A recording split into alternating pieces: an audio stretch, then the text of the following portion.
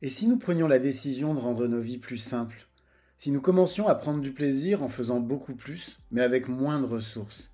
Si retourner à l'essentiel devenait pour chacun d'entre nous un objectif? Je m'appelle Lionel Clément et depuis une dizaine d'années, j'ai décidé de mener une vie plus simple, plus en adéquation avec mes valeurs. Durant ces 10 années, j'ai travaillé à mener une vie plus frugale et j'ai découvert que c'était absolument pas une vie triste, ennuyeuse et pleine de frustration. J'ai découvert dans la frugalité une forme d'abondance qui aujourd'hui me rend pleinement heureux, même si je suis encore loin, très loin d'être arrivé. Et je suis convaincu que cette quête de simplicité est la quête de ma vie. J'ai créé les chemins de la frugalité pour partager mon expérience, mes découvertes, mais aussi pour vous inspirer et vous donner envie, à vous aussi, de faire de l'essentiel le tout de votre quotidien. Je vous souhaite de passer un excellent moment avec moi sur ces chemins qui, au final, ne nous mènent qu'à nous-mêmes.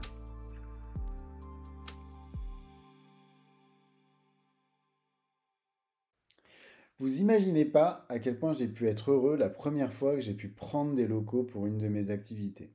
En fait, ça faisait un an que j'avais lancé mon activité dans le marketing, donc on était en 2014, et ça marchait plutôt très fort.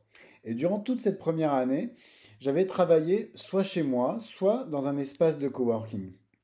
En fait, je me retrouvais confronté à une activité qui allait grandissant, et également, j'avais aussi la perspective de m'associer, donc pour grandir, c'est-à-dire de prendre une personne qui allait travailler avec moi, donc une personne qui allait s'associer avec moi sur l'activité.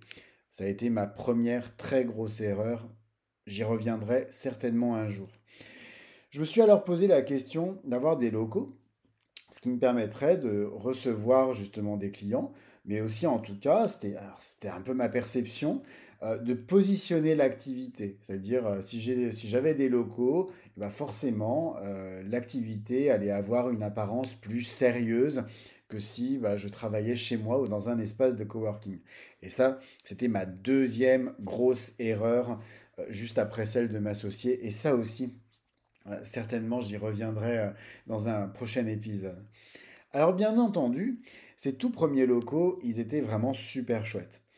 Mais d'un seul coup, je me suis retrouvé confronté à des problématiques que j'imaginais pas avant de les intégrer. Premièrement, qui dit locaux dit bah, des charges importantes et pas évidentes à absorber pour une petite entreprise. Alors bien sûr, il y a le loyer, mais il y a aussi plein d'autres coûts cachés comme l'électricité, l'eau, les assurances, etc. Plein de choses en fait qu'on ne mesure pas nécessairement quand on est dans la frénésie de prendre ses premiers locaux parce que forcément on est super content. Mais d'un seul coup, eh ben, on se retrouve confronté à une vraie réalité. Payer son loyer, bah, ça devient une vraie priorité, bien avant celle, ben, pour le coup, de se payer. Deuxièmement, je me suis littéralement retrouvé prisonnier de mes locaux, alors que j'étais devenu entrepreneur justement parce que j'aspirais à plus de liberté. À la maison ou en coworking, je pouvais gérer mes horaires comme je l'entendais avoir des bureaux, et ben d'un seul coup, je me suis retrouvé confronté à l'obligation d'avoir des horaires qui allaient avec. Et vu que je travaillais avec d'autres personnes dans ces locaux, et ben d'un seul coup, il faut respecter ces horaires. Et tout ça devient une contrainte qui fait que ben, finalement, on oublie un petit peu les raisons pour lesquelles on s'est tourné vers l'entrepreneuriat. Troisièmement, eh ben, je me suis rapidement rendu compte que mes clients s'en fichaient complètement que j'ai des locaux ou non. Ce qui leur importait, c'était le travail que je réalisais pour eux, c'est-à-dire la manière dont je les aidais à résoudre les problèmes auxquels eux étaient confrontés.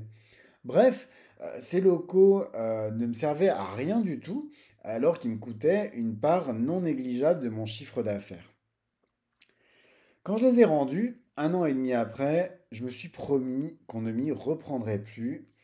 Et croyez-moi ou non, eh ben, je récidivais, je reprenais encore des locaux quelques mois après. En fait, mes 10 années d'entrepreneuriat, elles ont été ponctuées de moments de nomadisme et puis d'autres où j'avais besoin en fait d'avoir une domiciliation pour mes activités. Aujourd'hui, j'avoue que j'apprécie vraiment de pouvoir travailler de chez moi, même si l'entreprise pour laquelle je travaille, hein, je rappelle qu'aujourd'hui je suis salarié dans une entreprise, Donc, même si l'entreprise pour laquelle je travaille possède des locaux, je suis très content de pouvoir être vraiment en télétravail une grosse partie de ma semaine. J'aime en fait la liberté que me permet le fait de travailler à mon domicile. Et il n'est plus du tout question pour moi de reprendre un jour une activité qui m'oblige à avoir des locaux. Parce qu'elle correspond vraiment à cette conception très nomade aujourd'hui du travail, à ma vision frugale de l'entrepreneuriat. Cette vision frugale de l'entrepreneuriat, c'est aujourd'hui ma priorité. Alors, je peux concevoir, bien entendu, que ce ne soit pas la priorité pour tout le monde. Il y a des personnes, et on va y venir, hein, qui ont envie de se lancer en créant des commerces, etc. C'est pas ma vision, en tout cas pour moi. Je respecte tout à fait leur choix, hein, mais c'est pas ma vision pour moi. Moi, aujourd'hui, ce qui est important, c'est avant tout la préservation de ma liberté. Dans cet épisode, je vais donc vous montrer que travailler de chez soi, c'est tout à fait possible, à condition par contre de respecter quelques règles et surtout de s'imposer une vraie discipline. On va le voir, liberté ne signifie pas absence de discipline, bien au contraire, c'est souvent le fait de s'imposer une discipline qui ouvre justement des champs de liberté dans son activité. Mais avant de commencer, c'est important de rappeler que toutes les activités ne se prêtent pas nécessairement au fait de travailler chez soi. Et ça, c'est ce que je disais justement un petit peu avant dans mon introduction. Si par exemple, je souhaite ouvrir une boutique physique, un restaurant, un commerce alimentaire, ou encore si je souhaite me lancer dans la fabrication de certains produits, très clairement, j'ai pas le choix, je suis obligé d'avoir des locaux spécifiques. Par exemple, quand j'ai créé ma savonnerie, je ne m'attendais pas du tout à ce que la réglementation m'oblige à prendre des locaux pour pouvoir être aux normes et donc avoir le droit de vendre mes produits.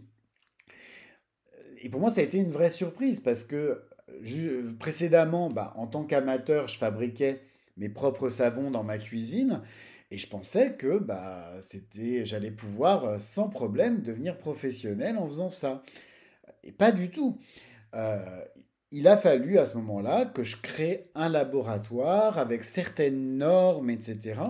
Et ça, pour le coup, comme je vivais en appartement, ça m'a obligé à reprendre des locaux pour pouvoir me lancer dans cette activité. Et bien entendu, j'aurais tout à fait pu créer mon laboratoire chez moi. Si j'avais eu l'espace nécessaire, ça aurait tout à fait été possible. Il y a effectivement certains savonniers qui le font. Ou certaines personnes qui ont des activités comme ça réglementées de fabrication qui peuvent se le permettre. Néanmoins, ça aurait nécessité des espaces très spécifiques et puis surtout des travaux très importants pour que ces espaces de travail soient conformes à la législation. Bref, il ne faut pas oublier une chose, c'est vraiment votre activité qui va déterminer si vous avez besoin ou non de locaux. À vous de choisir donc une activité qui soit en accord avec vos aspirations. Ce qui est important, c'est vraiment de bien faire le point sur ce dont vous avez envie. C'est quoi l'activité dont vous rêvez? C'est quoi l'activité dans laquelle vous aviez envie de vous lancer? C'est vraiment l'activité qui va définir si oui ou non vous pouvez vous permettre de travailler de chez vous. En tout cas, pour bien travailler de chez soi, il faut respecter des règles si on veut vraiment que tout se passe bien. Parce que frugalité, ça signifie pas absence de discipline, comme je le disais. Vraiment, au contraire. C'est la discipline que vous allez vous imposer qui va déterminer la pérennité de votre activité frugale. Premièrement, et c'est certainement vraiment la règle la plus importante, aménagez-vous un espace de travail qui soit dédié au travail dans votre logement. Pas question pour l'avoir fait, c'est une mauvaise idée. Pas question de bosser sur son canapé ou encore de travailler à la table de sa cuisine, etc. Si votre logement est trop petit, dans ces cas-là, envisagez d'aller peut-être travailler dans un espace de coworking où vous pourrez avoir un endroit dédié à ça. C'est très important d'avoir chez soi un espace qui soit symboliquement dédié au travail. Donc, même si votre espace de travail chez vous, il est minuscule, ça peut être par exemple une simple table dans un coin, hein, dans un couloir, etc. Ça doit vraiment être le seul espace consacré au travail. Ça veut dire qu'au moment où vous vous levez de votre chaise, vous n'êtes plus au travail, vous êtes dans votre espace privé. Ça peut sembler quelque chose de complètement absurde, mais le fait de bien séparer comme ça des espaces chez vous, donc même un minuscule espace de travail avec l'espace de vie, c'est vraiment quelque chose qui va vous aider justement à mieux appréhender le fait d'avoir une activité professionnelle à votre domicile. Deuxièmement, c'est important de s'aménager aussi des horaires de travail clairs, exactement comme si vous étiez au bureau. Parce que même si vous travaillez à la maison, vous avez néanmoins besoin de produire des choses, que ce soit des produits, si par exemple vous avez une activité artisanale à votre domicile, mais ça peut être aussi des prestations. Par contre, oubliez pas de prendre des pauses. C'est souvent un vrai problème chez les personnes en fait qui travaillent chez elles. Souvent, quand on travaille chez soi, on a tendance à produire plus, hein, d'ailleurs, que quand on travaille au bureau. On n'a pas toutes les discussions de machine à café, ce genre de choses. Et ça, on le retrouve même en espace de coworking, hein, cette problématique de la machine à café. Donc là, vraiment, on est souvent très focus et souvent on oublie de prendre des pauses. Donc on se retrouve, bah, on commence le matin et puis hop, c'est le soir, on n'a pas pris un moment pour soi, 2 minutes pour manger, etc. Très mauvaise idée. Il faut vraiment que vous vous aménagiez des vraies pauses, sortez de chez vous, faites du sport, ayez vraiment le réflexe d'avoir une activité physique, parce que par contre, quand on travaille chez soi, on ne sort pas du tout de chez soi. Le fait de s'imposer une activité physique à l'extérieur, ça va vous obliger justement à vous dépenser. Bref, surtout, et c'est la pire erreur que vous pourriez faire, ne restez surtout pas enfermé. Beaucoup d'entrepreneurs dépriment et finalement lâchent leur projet parce que d'un seul coup, ils se retrouvent, comme moi je pouvais l'être de mes locaux, ils se retrouvent prisonniers de leur logement ils se rendent compte que finalement, ils ont plus de vie alors qu'ils auraient tout à fait, ils auraient tout à fait pu aménager leur temps de travail autrement. Troisièmement, il faut vraiment faire aussi attention à la procrastination. Parce que quand on travaille chez soi, qu'il s'agisse d'une activité entrepreneuriale d'ailleurs, mais aussi de télétravail, hein, le risque de se laisser aller, il est super fort. Et c'est d'ailleurs une des principales raisons qui poussent les entrepreneurs à arrêter de travailler chez eux. Tout simplement, il n'y a personne derrière nous qui est là à vérifier ce qu'on fait. Donc, c'est vraiment important de se dire, je me donne une vraie discipline. Il faut vraiment avoir une gestion de son agenda, de sa to-do list, etc. Très stricte et très draconienne. En se disant, vraiment en anticipant ses tâches. C'est vraiment ça qui va vous permettre non seulement de pouvoir travailler chez vous et avoir un équilibre de vie, mais aussi de pouvoir délivrer le travail que vous devez à votre employeur ou le travail simplement que vous devez à vos clients si c'est de la prestation ou même la création tout simplement de vos produits. Enfin, une dernière chose, travailler à la maison, ça peut aussi vraiment vous aider à travailler un projet en parallèle de votre activité professionnelle. Et ça, c'est aussi quelque chose d'intéressant. Je pense à toutes les personnes comme moi hein, qui sont salariées et qui ont envie de se lancer dans un projet professionnel ou même un simple projet personnel, mais en parallèle de son activité.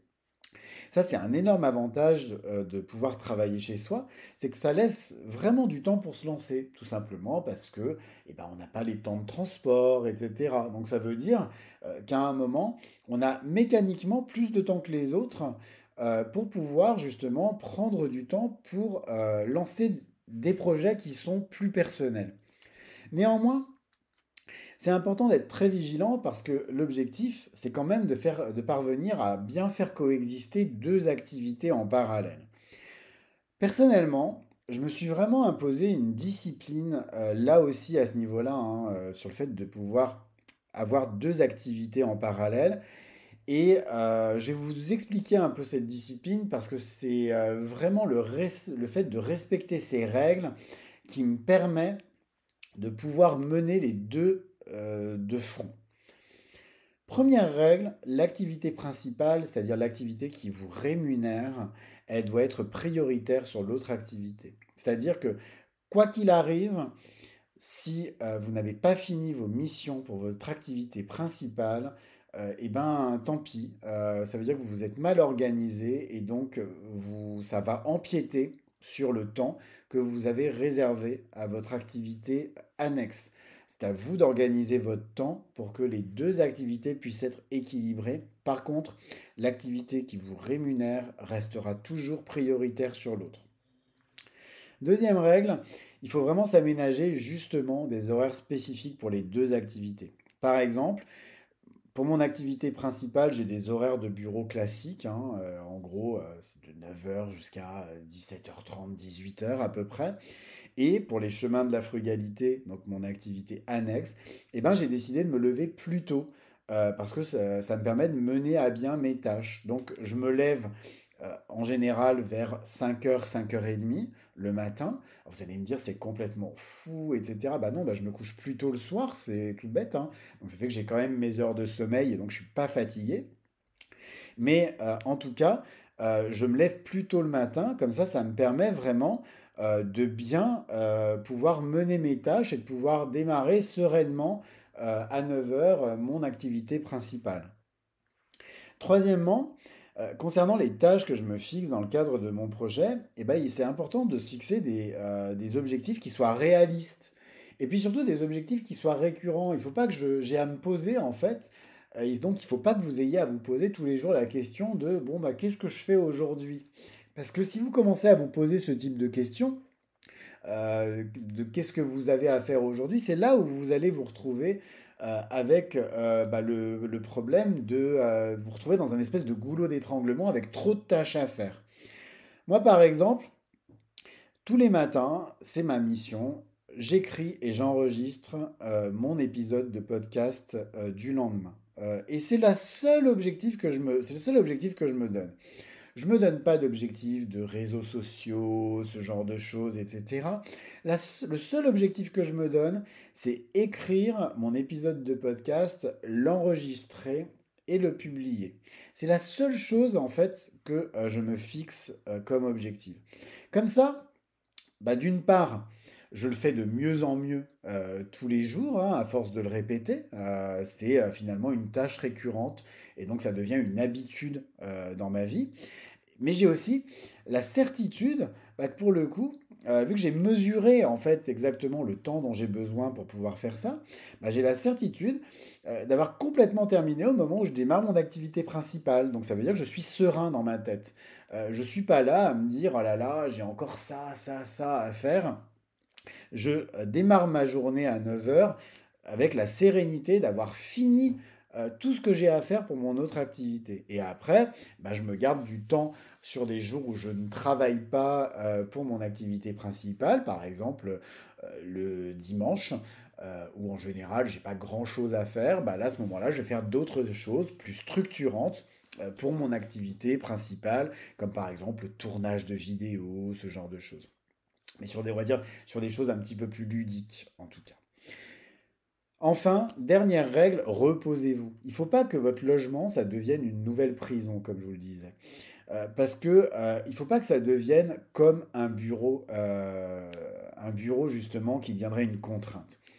Moi, je garde systématiquement un jour dans la semaine, en général c'est le samedi, où je fais absolument rien.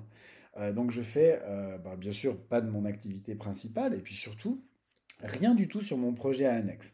Alors ça nécessite un petit peu d'anticipation. Ça veut dire qu'il faut par exemple que le dimanche, quand je vais travailler par exemple mon épisode du lundi, bah, je vais faire deux épisodes par exemple. Comme ça, je sais que j'ai toujours un épisode d'avance qui va me permettre de sauvegarder mon samedi. Mais là aussi, c'est important de me dire qu'il faut que j'ai quand même un jour pour moi, un jour pour ma famille, un jour pour pouvoir juste profiter profiter de la vie, aller faire une randonnée, ce genre de choses. Ça aussi, ça permet de vider un peu la tête et de vider la pression parce que de mener deux activités de front, eh ben, ça prend du temps et il ne faut pas non plus se retrouver à un moment complètement débordé parce qu'on n'arrive plus à gérer le temps qu'on consacre à ces activités professionnelles. Cet épisode des chemins de la frugalité, eh ben, il est maintenant terminé. Comme d'habitude, eh ben, je vous invite, si vous avez aimé mon podcast, à vous y abonner et à lui mettre 5 étoiles sur votre plateforme de podcast préférée. Comme je vous l'explique, pratiquement hein, maintenant tous les jours, ça va beaucoup m'aider à bien le référencer, donc à le rendre plus visible sur ces plateformes. Et puis sinon, vous pouvez également le partager autour de vous afin de le faire connaître à vos proches. En attendant, je vous souhaite à tous une très belle journée et puis je vous dis à demain pour un nouvel épisode. Au revoir.